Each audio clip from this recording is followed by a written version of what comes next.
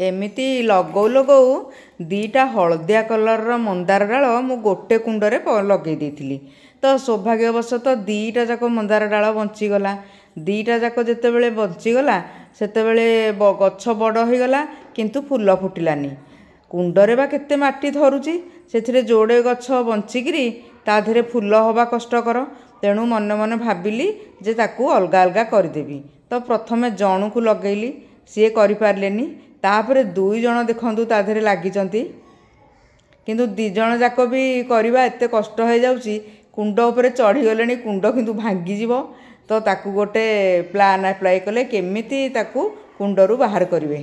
तो केते चेष्टा करूचन ताकू बाहर करिया पई, सी किंतु बड़ मुश्किल हो जाउची बाहरिया पई। कुंड पछे भांगी जीवो, से गछ किंतु बाहरिबार ना धरनी।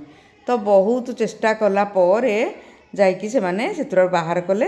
मु ताकू नेइकिरी बाड़ी पटे मोर गोटे जागा खाली थिला।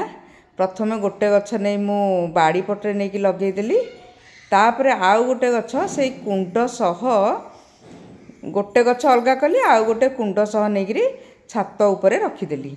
सो छात उपरे ताकू टिके भल करी खत देई, ताकू सार फार देई, ताकू टिके बागेई देली।